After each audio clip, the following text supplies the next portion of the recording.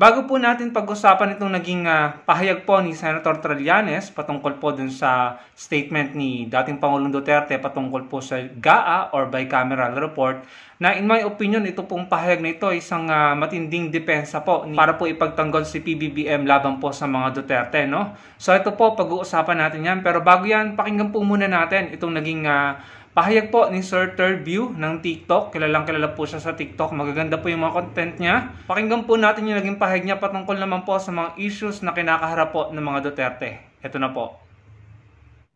Etong mag-amang si Digong at si Sara Duterte will go down in the history of the Philippines because they will get the distinction of being the worst president and the worst vice president na nagkaroon ng Pilipinas.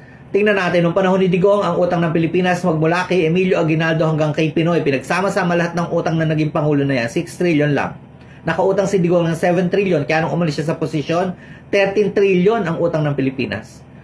Sa issue ng economics, na walang naiintindihan si Digong sa economics, bumagsak lahat ng economic figures nung Pangulo siya.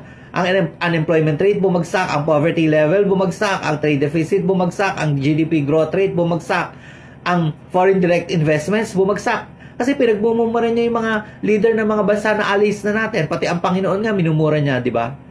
At tapos, sa issue ng corruption, bumagsak din ang Pilipinas sa corruption index sa buong mundo. Noong panahon niya, kasi mismong ang Pangulo, siya mismo, Presidente, ang involved o mastermind sa pinakamalalaking corruption issues na naganap nung panahon na siya ay pa-presidente. Tingnan natin ang Farmally. Siya din ang Pangulo na very proud and openly associated with criminal elements. Kamukha ni Michael Yang, na kilalang drug lord, nabibistong drug lord ngayon, na ginawa niya pang presidential advisor nung time niya.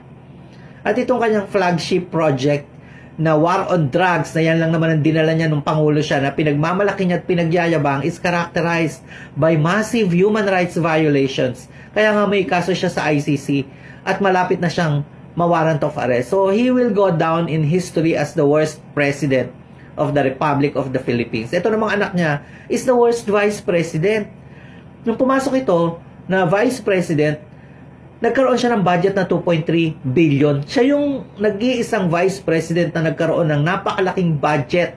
Yung pinalitan niya na si Leni Robredo, nung umalis sa posisyon, bago pumasok si Sara Duterte, wala pang 1 billion. Nung pumasok si Sara, nahigit pa sa doble ang naging budget niya. At binigyan niya yung sarili niya ng mandate ng national security concern. Mga tungkol sa national security, ang ibinigay niyang mandate sa sarili niya mismo. Kaya pala, gusto niya magkaroon ng confidential funds. Kasi ang confidential funds ay para lang sa mga agency for national security concerns, na may mga national security concerns. Kaya naman pala niya gusto magkaroon ng confidential fund ay para meron siyang pondo na mananakaw na yan nga yung ginawa niya na nabisto ngayon at iniimbestiga siya sa Senado. So walang nagawa si Sara Duterte kundi nakawin lang yung mga pera na to at hindi niya maipaliwanag ngayon. Wala siyang plausible explanation, incomplete and bogus documents ang mga sinabmit niya. Kaya hinahabol siya ng COA at ng bawat isang mamamayang Pilipino na pinagkatiwalaan siya, nabigyan siya ng pera. So lahat na ng pwedeng sabihin na hindi maganda kay Sara, na walang concern sa mga mamamayang Pilipino, hindi daw siya naniniwala sa Diyos, respetuhin daw ang paniniwala niya, at kung ano-ano mga kagaguhan ng mga pinagsasabi para mailigaw yung issue sa mga issue na hindi niya maipaliwanag. Kamukha nga ng confidential funds na yan. So itong mag-ama na to will go down in history talaga. Worst president and worst vice president of all time. Ayun mga kababayan, narinig nyo naman po, no?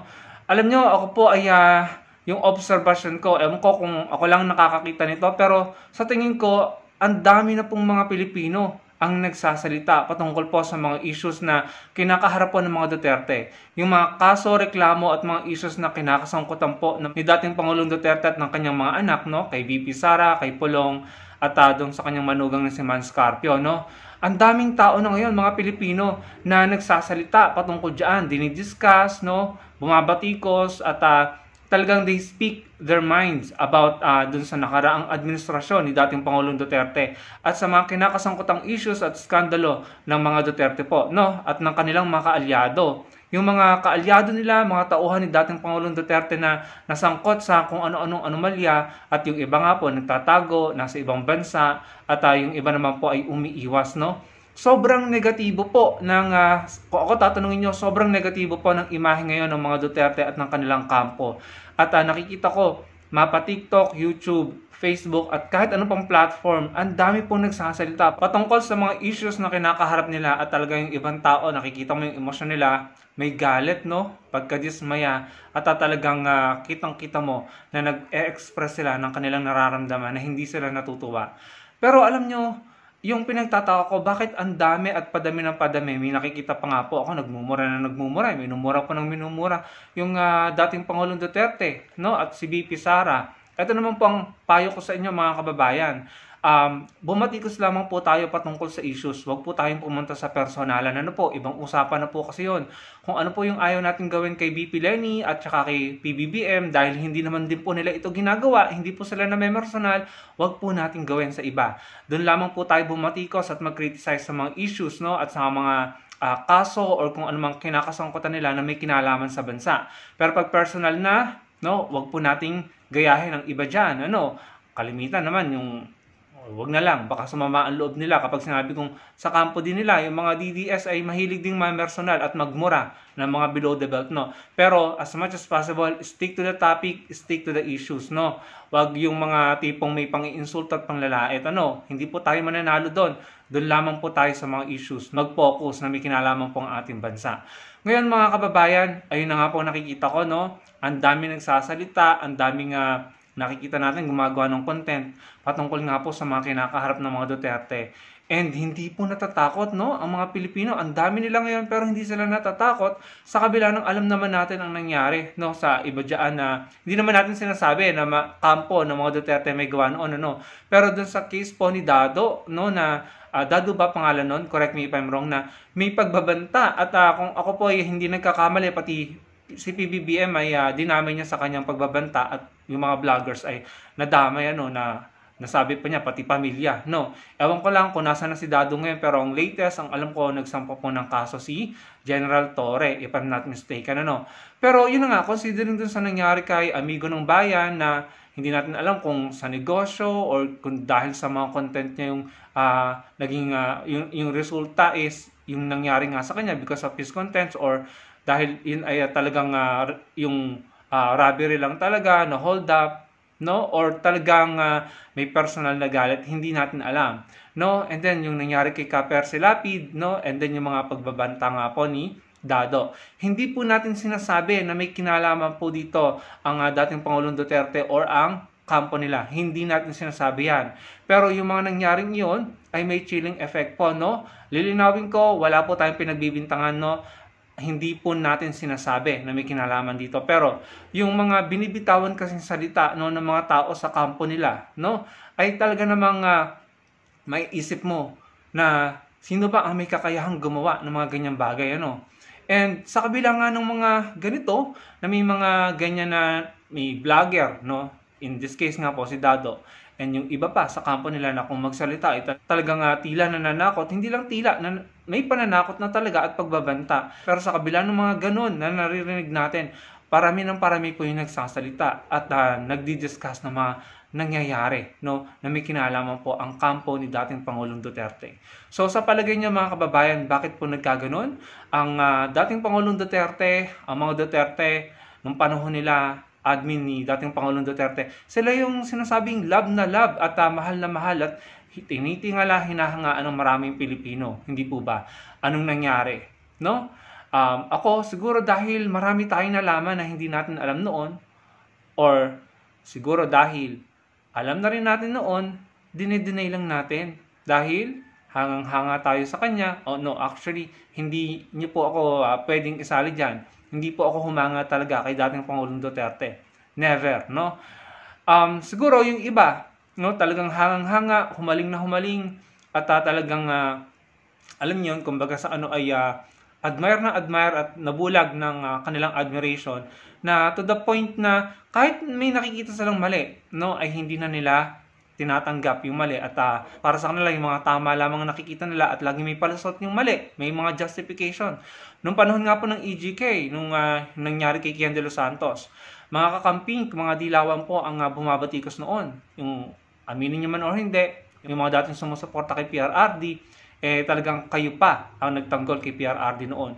Pero siguro ngayon, nagkaroon kayo ng realization na, sandali, may mali pala, no? Especially, nung nabulgar ang mga ikinagulat natin na nabulgar sa Quadcom, yung mga pagpasok ng bilyong-bilyong halaga ng droga sa custom ng panahon niya, at kung ano-ano pa na mga reward money, no, reward system, yung mga binulgar ni Garma, at napakarami pang iba mga kababayan. Doon na lamang sa Pogo, sa Pastilla Scheme, sa Bureau of Immigration, yung mga passport na nakuha ng mga Chinese nationals, sa mga Pogo, sa Parmali, yung mga nangyari sa West Philippine Sea, yung, Diyos ko po, kung iisa-isahin ko, ang dami-dami po nating pwedeng i-discuss, no? Pero yung mga bagay na yun ang siguro nagpamulat sa inyo at sa iba na kaya yung iba talagang nagsasalita na. Kagaya po ni Sir Third View, no? So, yun po yung mga bagay na talaga namang hindi ko na alam kung ano mararamdaman ba natin. Nalulungkot tayo at nagsisisi.